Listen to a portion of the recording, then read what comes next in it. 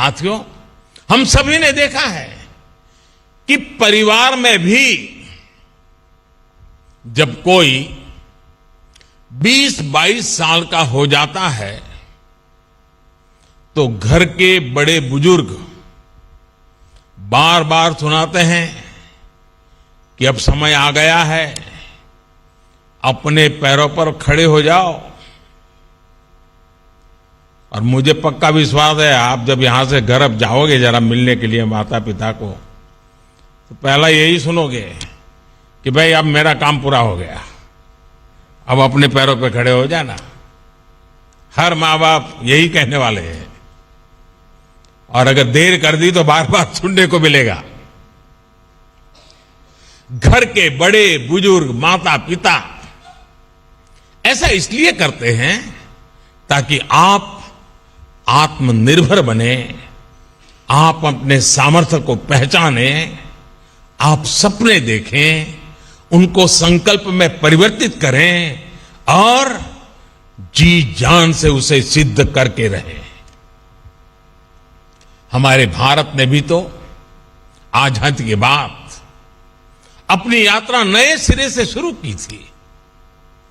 जब देश की आजादी को 25 साल हुए, तब तक हमें भी अपने पैरों पर खड़ा होने के लिए बहुत कुछ कर लेना चाहिए था।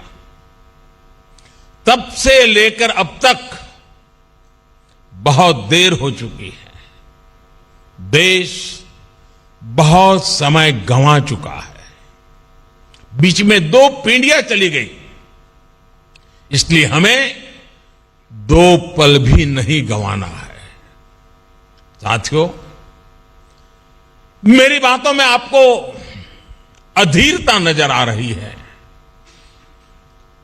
और बहुत स्वाभाविक है कि आपको अधीरता लगती भी होगी। लेकिन मैं चाहता हूं, और जब आज कानपुर की धरती पर आपके बीच में आया हूं, तो मेरा मन करता है आप भी इसी तरह आत्मनिर्भर भारत के लिए अधीर बने।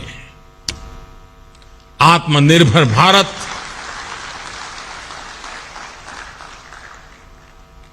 पूर्ण आजादी का मूल स्वरूप ही है, जहां हम किसी पर भी निर्भर नहीं रहेंगे। स्वामी विवेकानंद ने कहा था, every nation has a message to deliver, a mission to fulfill, our destiny to reach। यदि हम आत्मनिर्भर नहीं होंगे तो हमारा देश अपने लक्ष्य कैसे पूरे करेगा, अपनी डेस्टिनी तक कैसे पहुंचेगा। साथियों, आप ये कर सकते हैं, मेरा आप पर भरोसा है। और मैं जब आज इतनी बातें कह रहा हूं, इतनी चीजें कर रहा हूं, तो मुझे उनमें आपका चेहरा नजर आता है। आज देश में जो एक के बाद एक बदलाव हो रहे हैं, उनके पीछे मुझे आप ही का चेहरा नजर आता है। आज जो लक्ष्य देश तय कर रहा है, उसकी प्राप्ति की शक्ति भी देश को आपसे ही मिलेगी। आप ही हैं जो ये करेंगे, और आपको ही करना है। ये अनंत संभावनाएं आपके लिए ही हैं, और आपको ही इन्हें साकार करना है। देश जब अपनी आजादी के 100 वर्ष मनाएगा, उस सफलता में आपके पसीने की महक होगी, आपके परिश्रम की पहचान होगी। और आप ये भली भांति जानते हैं कि बीते वर्षों में किस तरह आत्मनिर्भर भारत की नींव तैयार करने के लिए, आपका काम आसान करने के लिए देश ने किस तरह काम किया है।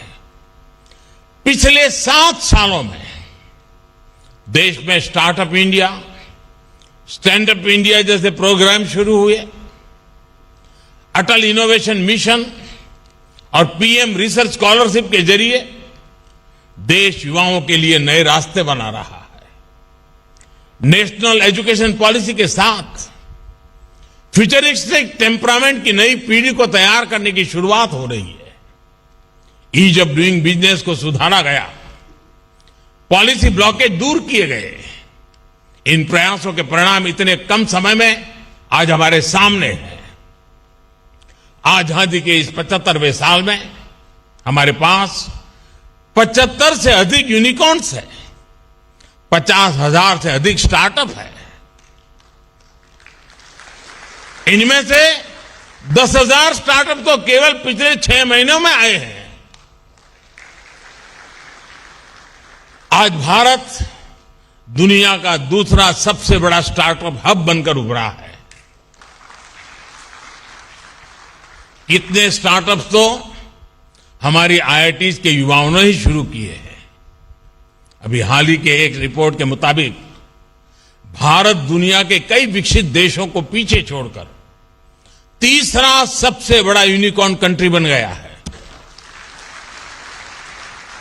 साथियों, आजकल ग्लोबलाइजेशन की बात होती है, उसके पक्ष विपक्ष पर भी बात होती है, लेकिन एक बात पर कोई विवाद नहीं है। कौन भारतीय नहीं चाहेगा कि भारत की कंपनियां ग्लोबल बने, भारत के प्रोडक्ट ग्लोबल बने। इंडिया टीवी हर वक्त हर जगह डाउनलोड करने के लिए सर्च करें India TV news Google play store या ऐप स्टोर पर।